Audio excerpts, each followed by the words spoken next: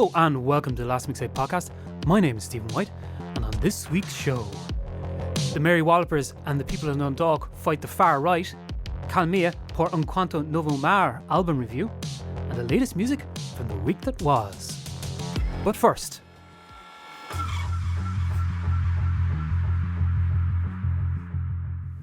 hello and welcome back to the Last Mixtape podcast with me, Stephen White. And in this week's show, I want to talk to you about Dundalk and the Mary Wallopers fighting the far right. Now, a couple of weeks back, we spoke a little bit about how art can be used as a tool and performance can be used as a tool to fight hate, to fight far right and fascists and such like that. And I thought it was very interesting that in the last week or so, we saw that exact thing happen with the people of Dundalk and the Mary Wallopers. Now, there are people better suited and far more articulated on the politics and the policies around all this to speak about it, and I will link to some of those articles below. But I thought it was very interesting that from a cultural standpoint, that the Mary Wallopers were out there as part of the protests, singing to drown out those of the far right, those of the fascists that were appearing in Dundalk, and that they were essentially the people of Dundalk were kicking out. And I think that's absolutely amazing to watch, because we were talking about how the far right are an incurious, uncreative group. They cannot create from themselves because they do not have that ability, and that how art can be used, and not the only tool, but can be used as a tool to combat it. That creation can be used as a tool to combat it, because it's one of the very few tools they do not have themselves. And it did put me in mind of two things. It put me in mind of Woody Guthrie, because obviously the Mary Wallopers themselves have a leaning towards and great influence from folk music, obviously Irish traditional music and stuff like that, but obviously I'm sure parts of Woody Guthrie and stuff like that would be in there. But Woody Guthrie used to go around with an instrument and it had "This Machine Kills Fascists" written on it. Pete Seeger, who was a friend of, and I believe a great admirer of Woody Guthrie, softened that, and on his banjo he had written, "This machine surrounds hate and surrenders and forces it to surrender." So this machine surrounds hate and forces it to surrender. And I think, as I believe, is a kind of a softening of what Guthrie had on his guitar. And I was thinking about those two things in reference to the Mary Wallopers in Dundalk, and how they used in that day, and you can see it on the videos online when they're singing to drown them out, how they used music as a tool to surround hate and force it to surrender, to push it back. And I thought it was absolutely beautiful to see, and amazing of the people of Dundalk, and such bravery and such forthrightness, and you have to admire that when coming up against something as hateful as these people. I think the issue with, and not one of many issues with people like that, the far right on the opposite side, is that, as we said before, they lack the ability to create, they lack the imagination, they're incurious beings. But what they do is instead they attack culture, they attack our own culture and kind of annex it and take it for their own and use it to their own ends, and pretend that Irishness means something completely horrible and fascistic and nationalist and ugly and hateful. And they take that and they use quotes from all sorts of areas to try kind of back up their thing, and then we are the people, all this kind of stuff. And they do not represent Irishness, they do not represent Irish people. The people of Dundalk showed that by fighting back against it, by protesting against it. And the Mary Wallopers, through their use of music, through singing songs, were able to show them that the culture of which those songs is born out of is not theirs to claim, it's not theirs to own, it's ours. And that Irish people have been fighting fascists for a long, long time. And with the proliferation of fascism and far-rightism across Europe and America, indeed, it's important in that way. And as I say, there's far more articulate people who can write on the politics of it. I'm more talking about the culture of it. That ownership of the arts, that ownership of what we create in this country, not only just traditional music, but modern music, contemporary music as well, that ownership of it as something that is ours, that's something that is we can create, that's something that cannot be hijacked by the far right for their own means, that merely by putting a photo of Michael Collins on your profile picture and being like, I don't know, fucking Wolf Tone 79 on it, is not indicative of Irish culture. That what the people of Dundalk and the Mary Wallopers did on that day is Irish culture. That is the Irish people.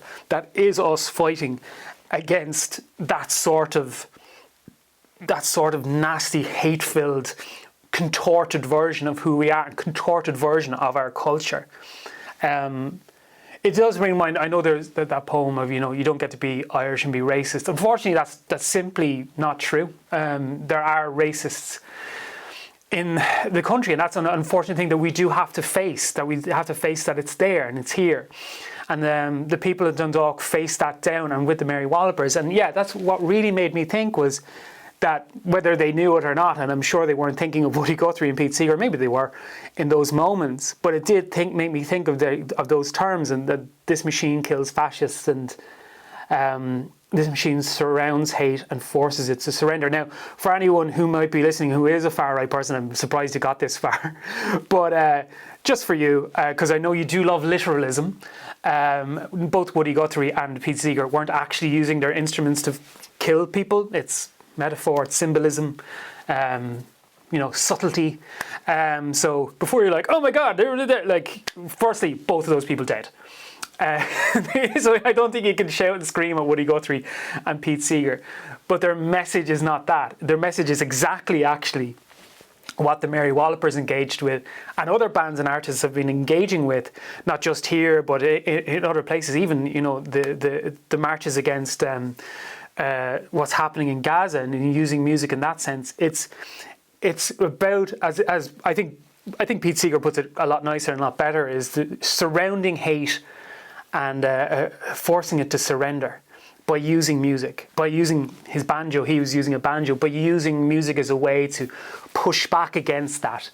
And I think it's a beautiful thing. And I obviously it's not beautiful in what is happening, but it's indicative of who we are as a culture. And I think owning that and protecting it from the far right so they can't annex it and take it away is so important. And obviously, the Mary Wallopers aren't the only people who are protesting there. There was obviously all sorts of people from Dundalk protesting there.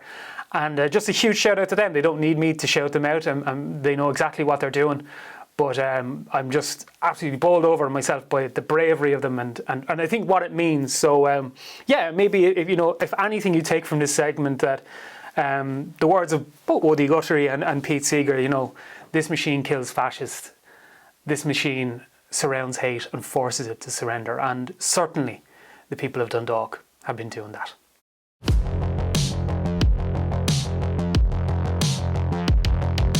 This week we are going to review the brand new debut album from Calmea, and here we go with the pronunciation. Por enquanto novo o mar is the name of the album. Hopefully my Portuguese is up to snuff and that I got that correctly. But this is the new album from Calmea, and it is a beautiful, beautiful offering as well. It's quite dreamlike in its sense and its scope. It's an album that melds beautifully into itself. Like some albums can be quite segmented, song to song to song to song.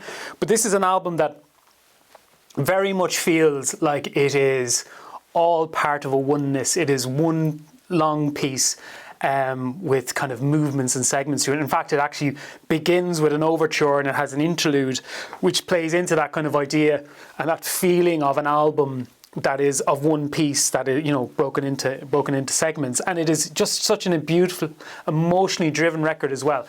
It is something that's quite tiptoed in its performance, and I think that is something that kind of draws you in. It always reminds me of that line in The Great Gatsby where they talk about Daisy Buchanan, and I believe the line is, if I'm right about this, wrong, but it's the literary among you might correct me, but I believe it's that Daisy Buchanan is described as a person who speaks softly, so it draws you into her, and so she becomes your whole world, I believe is the kind of the terminology around it. And this is kind of an album that does that. It is an album that kind of has such depth and such texture to it that you can't help but kind of lean into it and kind of fall into its world and kind of feel like you're kind of engulfed in it, which is such a beautiful way to do it. And like the vocals are almost delivered through a kind of a silence, a kind of a hushedness that never become engulfed by it. And it's a hard thing to do. And the production is beautiful in this record, because when you have that kind of softly, delivered vocal that, has these moments, but when you have that and you have something that's quite textured behind it, it's important that the vocal and that the story, be the main thing. It's all that thing about nobody hums the lighting. We as people, we want to hear the vocal, we want to hear the words, we want to hear the melody, and it's a record that does it. As I was saying, it opens with the overture, which is this beautifully played acoustic piece, into See What Was Shown, which is the first kind of sang piece of it, and it really opens the world up into these kind of layered, deep sonic soundscapes that the album rests upon. Which kind of does it throughout the record as a kind of a backdrop to the vocal. And it really gives it a sense of setting, a sense of scene. It really feels like it's a multi-layered thing, that there are like things in the foreground, things in the background, things in the middle ground, and that there's layers to what's happening. And again, as I kind of say, it's an album that flows, so it flows into the next track, which is Who Would, beautifully. And it feels of the same stuff while also having its own different characteristic, that you could indeed listen to these tracks in isolation if you wanted. But it also does feel like a oneness, and it's part of a bigger whole. That being said, it's not a record that just rests in that kind of resonance and just sits there. Couldn't Find You Anymore, which is one of the songs that kind of leans into the more indie feel of the record. For the most part, the record has this kind of indie folk feel, but this goes more into the kind of indie via Phoebe Bridgers kind of feel to it. It's more electric, it's sharper, it's more defined as a track as well. And it gives another aspect to the overall or overarching theme of the record sonically. And it plays into it really nicely because it gives it that kind of definition, it gives it that sense of aspect, it gives it that sense of progression throughout the album that is beautiful in its way. The highlight of the record as well is, and again with the pronunciation, Calmea. I don't know, hopefully that's the pronunciation, it was a track which I think brings it all together in terms of how it takes those layers of the kind of indie folkness or the folkness of it, the traditional aspect of it, into the kind of the sharper, edgier corners of the music. It should be said that throughout the record there are the absolutely beautiful use of harmonies and layered voices from Eunice on it, Calmea. And I think it's just a beautifully, beautifully set record. And it, as I say, it does tell its story beautifully. It does kind of set a thread that kind of flows throughout the entire of Por Enquanto Novo Omar, and it's just a beautiful, beautiful record. And kind of feeling about it, listening to it, and I listened to it a good few times now, it's one of those records where I really hope people don't sleep on it, because it is powerful in its subtlety, it's powerful in its presentation and its sounds. And as I say, kind of earlier in the review, that kind of the Great Gatsby, Jay-Z Buchanan thing of drawing you into its world by using kind of quiet softness and kind of layers in the backdrop to pull you further and further into its sound. And it's definitely a record that does it. It's very deep, it's very layered, it's very textured. And yeah, it's a beautiful album by Calmea, and I would highly suggest that you seek it out and listen to it on all the kind of usual places and spaces that you would, Spotify, etc. And seek this out because it's a beautiful, beautiful album. So yeah, highly recommend Calmea's Por Enquanto Novo Omar.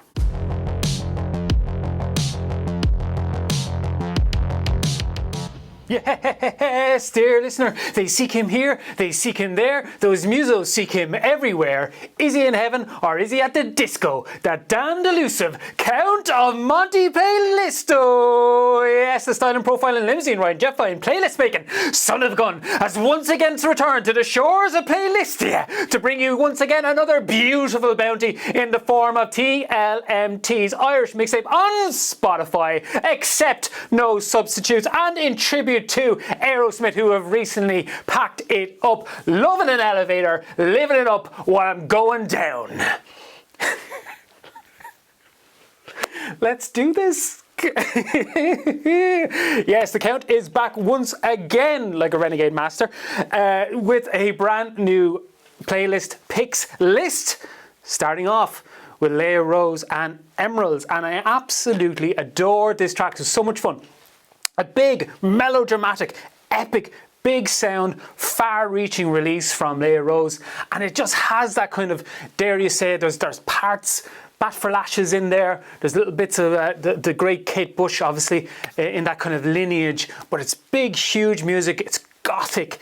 It has darkened corners, but it has an incredible sense of melodrama that I love to it, pulled forward by that kind of gothic kind of feel to it, a monochromatic performance. And yeah, it really swings for the fences and gets exactly what it's looking for in that, because it is a great, great track. Check it out. Check out Leah Rose and Emeralds, and indeed her other tracks. But this one has been added to the playlist. Next up, we have Lucy Gaffney with her brand new single Love Struck.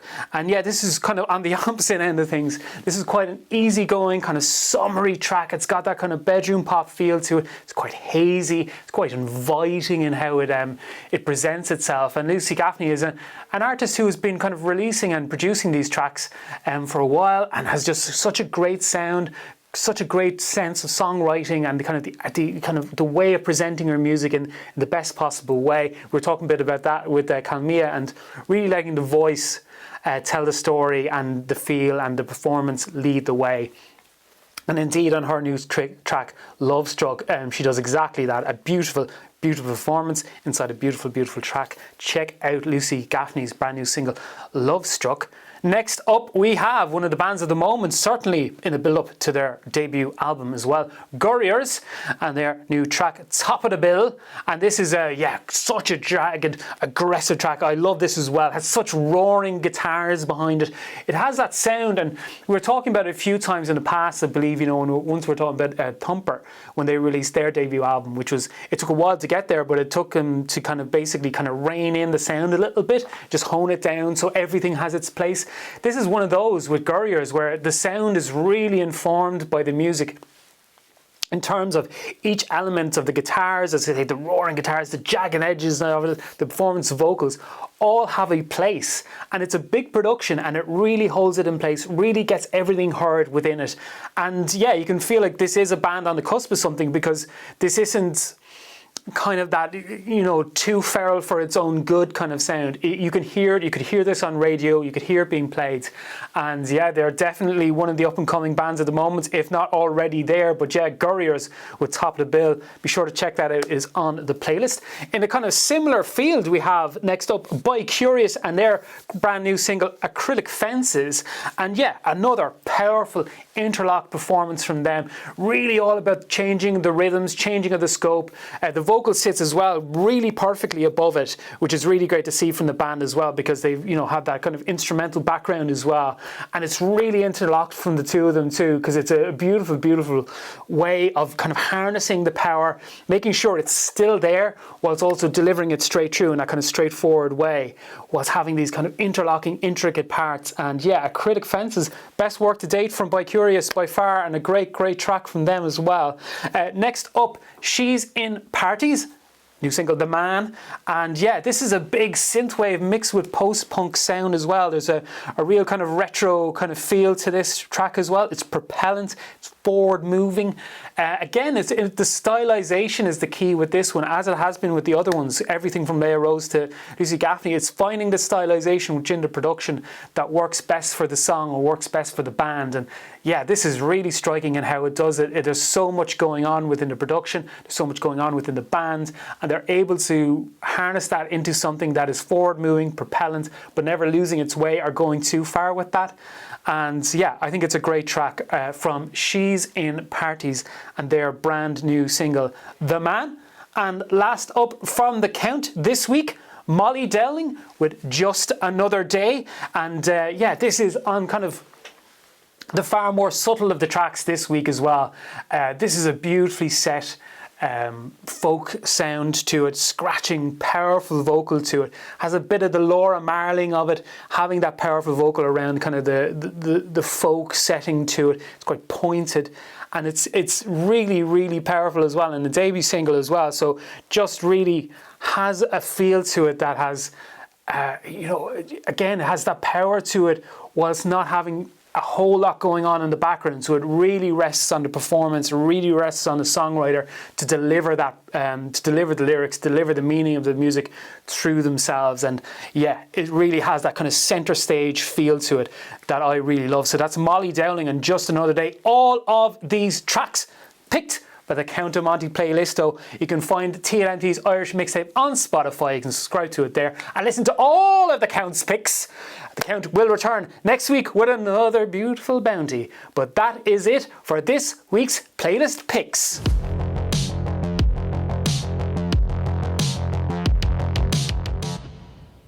Thank you once again to the Count of Monte playlisto for that. And so it goes, and there it went. But before I go, thank you for listening. You can subscribe to Last Mixtape Podcast in all the usual places and spaces on Spotify and Apple, and you can subscribe to us on YouTube. If you are watching, do the things, do the subscribes and hit the bells and all of these types of things that I'm supposed to do those. Because it really helps the podcast and it really helps the YouTube videos and all of that kind of type of stuff. You can also submit your new music to me via stephen@thelastmixtape.com using the subject matter TLMT podcast, and you could be picked by the Count of Monte playlisto next week. But for now, that was the Last Mixtape podcast. You're the listener. I'm Stephen White. Hey, so long.